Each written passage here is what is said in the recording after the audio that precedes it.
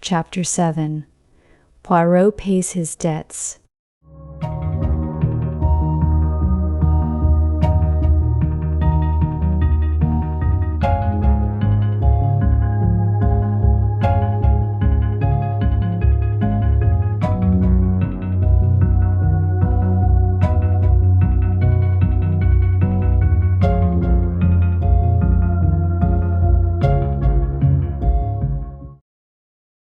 As we came out of the Stylites' arms, Poirot drew me aside by a gentle pressure of the arm.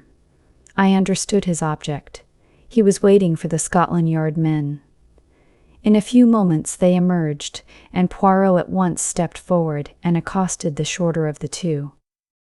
"I fear you do not remember me, Inspector Japp."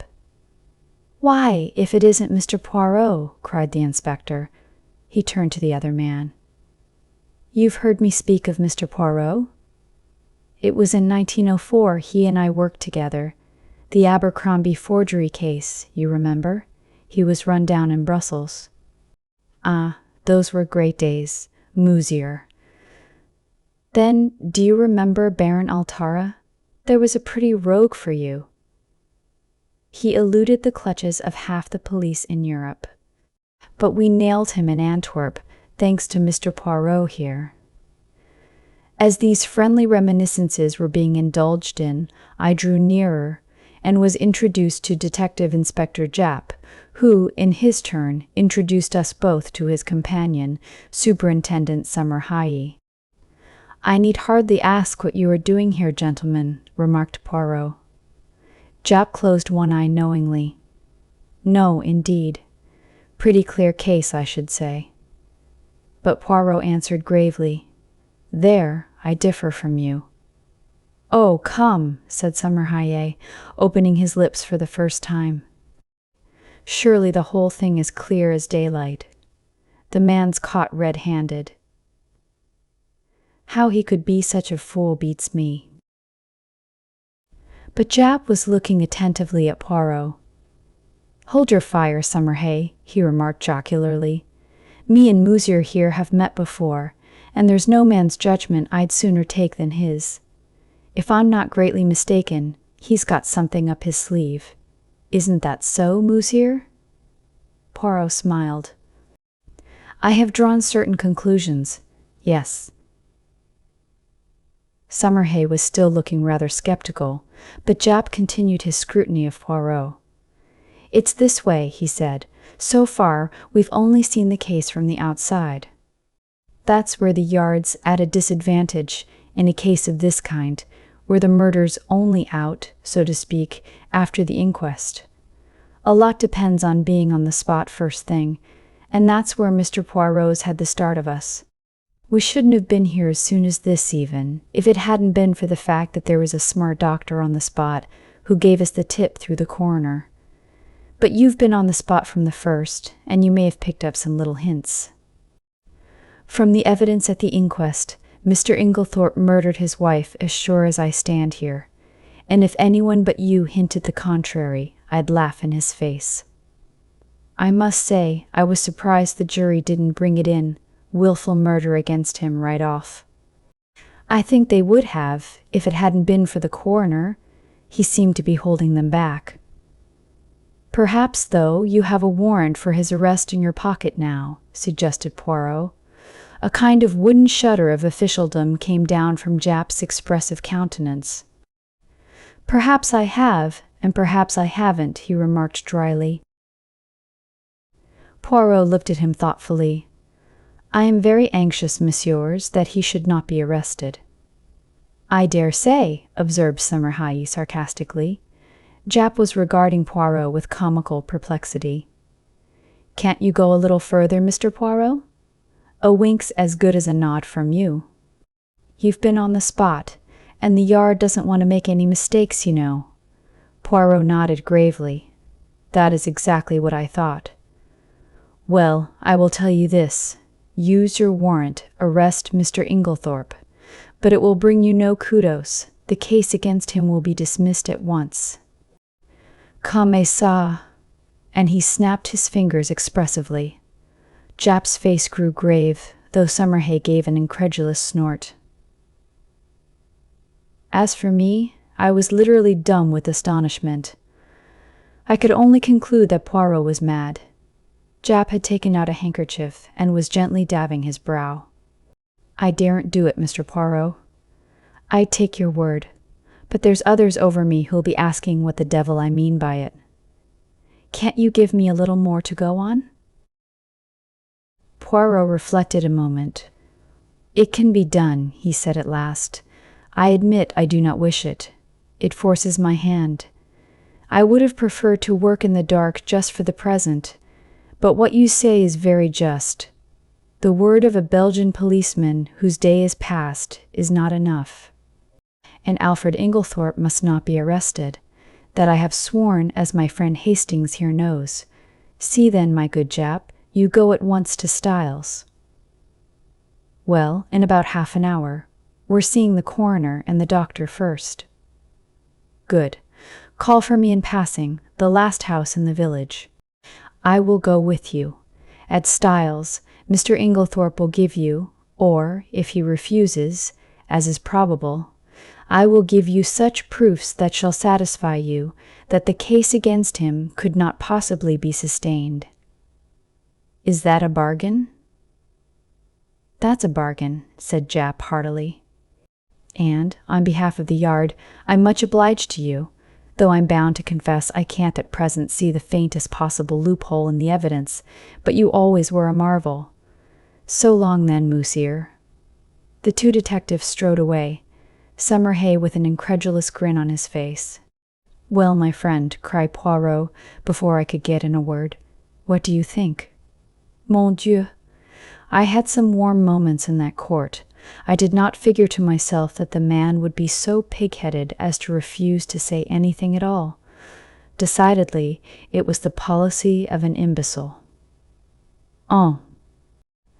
There are other explanations besides that of imbecility, I remarked. For, if the case against him is true, how could he defend himself except by silence? Why, in 1,000 ingenious ways, cried Poirot. See, say that it is I who have committed this murder. I can think of 7 most plausible stories, far more convincing than Mr. Inglethorpe's stony denials. I could not help laughing. My dear Poirot, I am sure you are capable of thinking of 70, but seriously, in spite of what I heard you say to the detectives, you surely cannot still believe in the possibility of Alfred Inglethorpe's innocence? Why not now as much as before? Nothing has changed. But the evidence is so conclusive. Yes, too conclusive. We turned in at the gate of Leastways Cottage and proceeded up the now familiar stairs. Yes, too conclusive, continued Poirot almost to himself. Real evidence is usually vague and unsatisfactory. It has to be examined, sifted. But here, the whole thing is cut and dried. No, my friend, this evidence has been very cleverly manufactured, so cleverly that it has defeated its own ends. How do you make that out? Because, so long as the evidence against him was vague and intangible, it was very hard to disprove. But, in his anxiety, the criminal has drawn the net so closely that one cut will set Inglethorpe free. I was silent, and in a minute or two Poirot continued. Let us look at the matter like this. Here is a man, let us say, who sets out to poison his wife. He has lived by his wits, as the saying goes. Presumably, therefore, he has some wits. He is not altogether a fool. Well, how does he set about it? He goes boldly to the village chemist's and purchases strychnine under his own name, with a trumped-up story about a dog which is bound to be proved absurd. He does not employ the poison that night. No, he waits until he has had a violent quarrel with her, of which the whole household is cognizant, and which naturally directs their suspicions upon him. He prepares no defense, no shadow of an alibi, yet he knows the chemist's assistant must necessarily come forward with the facts. Bah! Do not ask me to believe that any man could be so idiotic. Only a lunatic, who wished to commit suicide by causing himself to be hanged, would act so. Still, I do not see, I began. Neither do I see. I tell you, mon ami, it puzzles me. Me, Hercule Poirot. But if you believe him innocent, how do you explain his buying the strychnine? Very simply. He did not buy it, but Mace recognized him. I beg your pardon. He saw a man with a black beard like Mr. Inglethorpe's, and wearing glasses like Mr. Inglethorpe, and dressed in Mr. Inglethorpe's rather noticeable clothes. He could not recognize a man whom he had probably only seen in the distance, since, you remember, he himself had only been in the village a fortnight, and Mrs. Inglethorpe dealt principally with coots in Tadminster. Then you think? Mon ami, do you remember the 2 points I laid stress upon? Leave the first one for the moment. What was the second? The important fact that Alfred Inglethorpe wears peculiar clothes, has a black beard, and uses glasses, I quoted. Exactly. Now suppose anyone wished to pass himself off as John or Lawrence Cavendish. Would it be easy? No, I said thoughtfully. Of course an actor. But Poirot cut me short ruthlessly. And why would it not be easy? I will tell you, my friend, because they are both clean-shaven men. To make up successfully as one of these two in broad daylight, it would need an actor of genius and a certain initial facial resemblance. But in the case of Alfred Inglethorpe, all that has changed. His clothes, his beard, the glasses which hide his eyes, those are the salient points about his personal appearance. Now, what is the first instinct of the criminal? To divert suspicion from himself, is it not so? And how can he best do that? By throwing it on someone else. In this instance, there was a man ready to his hand. Everybody was predisposed to believe in Mr. Inglethorpe's guilt. It was a foregone conclusion that he would be suspected, but to make it a sure thing, there must be tangible proof, such as the actual buying of the poison, and that, with a man of the peculiar appearance of Mr. Inglethorpe, was not difficult. Remember, this young Mace had never actually spoken to Mr. Inglethorpe. How should he doubt that the man in his clothes, with his beard and his glasses, was not Alfred Inglethorpe? It may be so, I said, fascinated by Poirot's eloquence.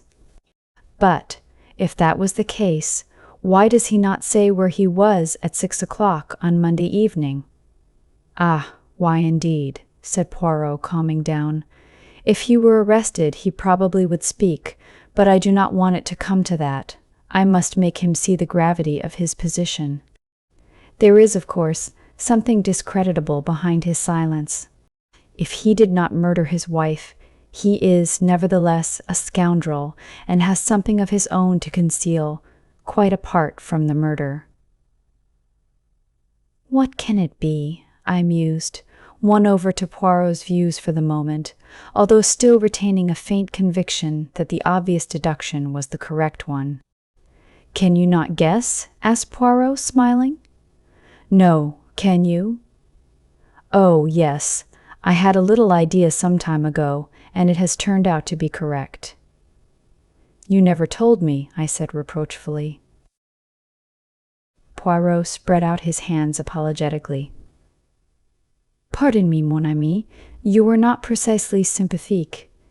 He turned to me earnestly. Tell me, you see now that he must not be arrested? Perhaps, I said doubtfully, for I was really quite indifferent to the fate of Alfred Inglethorpe, and thought that a good fright would do him no harm. Poirot, who was watching me intently, gave a sigh. Come, my friend, he said, changing the subject. Apart from Mr. Inglethorpe, How did the evidence at the inquest strike you? Oh, pretty much what I expected. Did nothing strike you as peculiar about it? My thoughts flew to Mary Cavendish, and I hedged. In what way? Well, Mr. Lawrence Cavendish's evidence, for instance. I was relieved. Oh, Lawrence, no, I don't think so. He's always a nervous chap. His suggestion that his mother might have been poisoned accidentally by means of the tonic she was taking, that did not strike you as strange. Hein?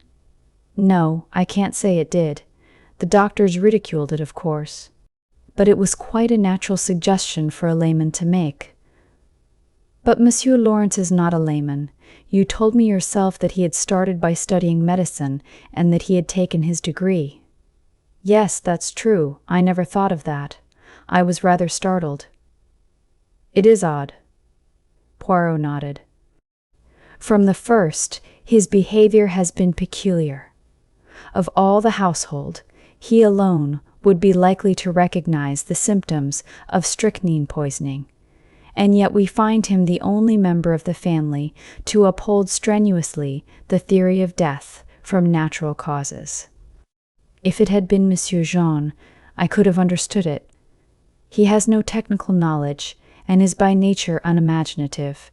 But Monsieur Lawrence, no! And now, today, he puts forward a suggestion that he himself must have known was ridiculous. There is food for thought in this, mon ami. It's very confusing, I agreed. Then there is Mrs. Cavendish, continued Poirot. That's another who is not telling all she knows. What do you make of her attitude? I don't know what to make of it. It seems inconceivable that she should be shielding Alfred Inglethorpe, yet that is what it looks like. Poirot nodded reflectively. Yes, it is queer. One thing is certain, she overheard a good deal more of that private conversation than she was willing to admit. And yet she is the last person one would accuse of stooping to eavesdrop. Exactly. One thing her evidence has shown me. I made a mistake. Dorcas was quite right. The quarrel did take place earlier in the afternoon, about 4 o'clock, as she said. I looked at him curiously. I had never understood his insistence on that point. Yes, a good deal that was peculiar came out today, continued Poirot. Dr. Bauerstein, now, what was he doing up and dressed at that hour in the morning? It is astonishing to me that no one commented on the fact. He has insomnia, I believe, I said doubtfully. Which is a very good or a very bad explanation, remarked Poirot. It covers everything and explains nothing. I shall keep my eye on our clever Dr. Bauerstein. Any more faults to find with the evidence? I inquired satirically. Mon ami, replied Poirot gravely, when you find that people are not telling you the truth, look out. Now, unless I am much mistaken, at the inquest today, only one, at most, 2 persons were speaking the truth without reservation or subterfuge. Oh, come now, Poirot, I won't cite Lawrence or Mrs. Cavendish. But there's John and Miss Howard, surely they were speaking the truth? Both of them, my friend? One, I grant you, but both. His words gave me an unpleasant shock.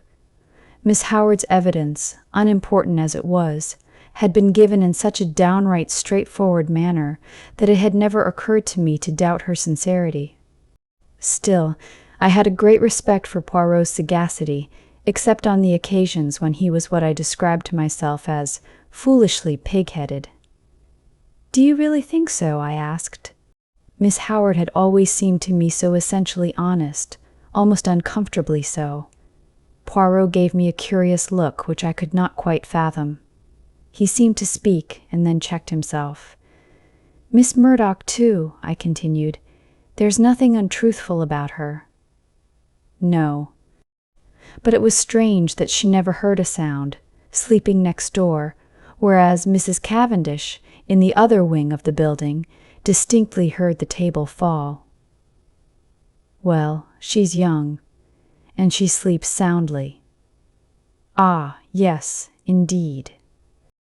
She must be a famous sleeper, that one. I did not quite like the tone of his voice, but at that moment a smart knock reached our ears, and looking out of the window, we perceived the two detectives waiting for us below. Poirot seized his hat, gave a ferocious twist to his moustache, and, carefully brushing an imaginary speck of dust from his sleeve, motioned me to precede him down the stairs. There we joined the detectives and set out for Styles. I think the appearance of the two Scotland Yard men was rather a shock, especially to John, though of course after the verdict he had realized that it was only a matter of time. Still, the presence of the detectives brought the truth home to him more than anything else could have done.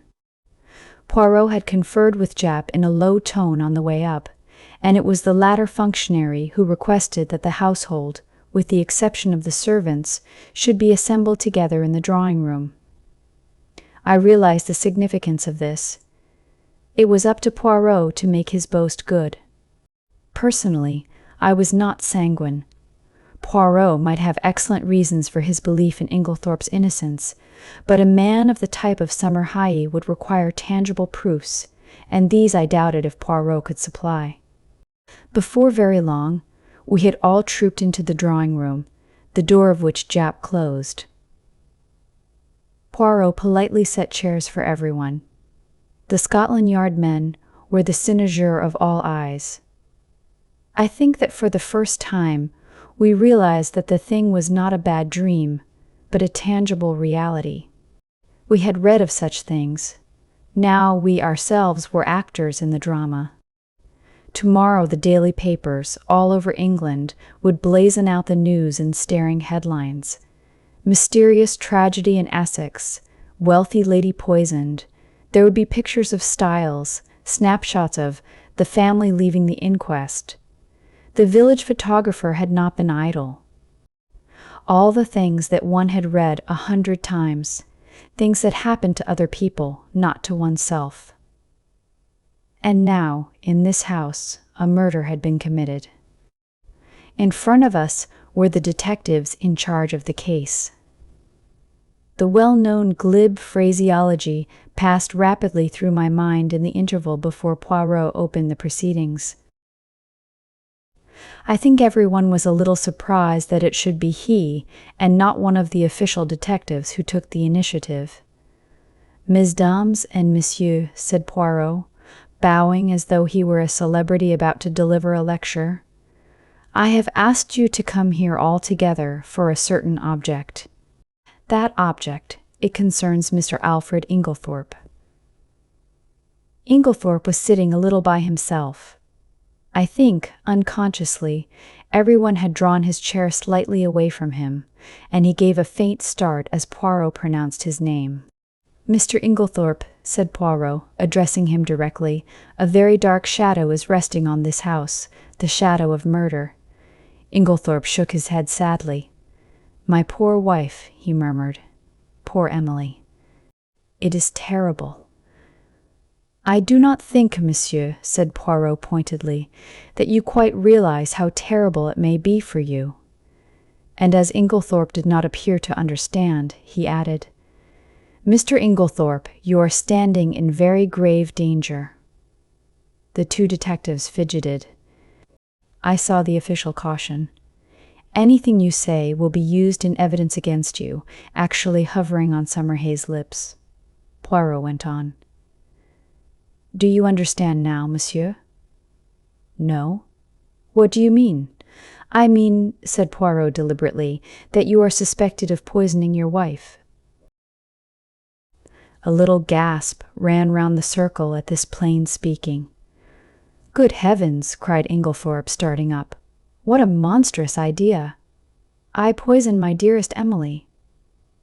"I do not think—" Poirot watched him narrowly. "That you quite realize the unfavorable nature of your evidence at the inquest." Mr. Inglethorpe, knowing what I have now told you, do you still refuse to say where you were at 6 o'clock on Monday afternoon?" With a groan, Alfred Inglethorpe sank down again and buried his face in his hands. Poirot approached and stood over him. "Speak," he cried menacingly. With an effort, Inglethorpe raised his face from his hands. Then, slowly and deliberately, he shook his head. "You will not speak?" "No, I do not believe that anyone could be so monstrous as to accuse me of what you say." Poirot nodded thoughtfully, like a man whose mind is made up. "Soit," he said, "then I must speak for you." Alfred Inglethorpe sprang up again. "You? How can you speak? You do not know—" He broke off abruptly. Poirot turned to face us. "Mesdames and messieurs, I speak. Listen. I, Hercule Poirot, affirm that the man who entered the chemist's shop and purchased strychnine at 6 o'clock on Monday last was not Mr. Inglethorpe, for at 6 o'clock on that day Mr. Inglethorpe was escorting Mrs. Raikes back to her home from a neighboring farm. I can produce no less than 5 witnesses to swear to having seen them together, either at 6 or just after, and, as you may know, the Abbey Farm, Mrs. Raikes's home, is at least 2.5 miles distant from the village. There is absolutely no question as to the alibi.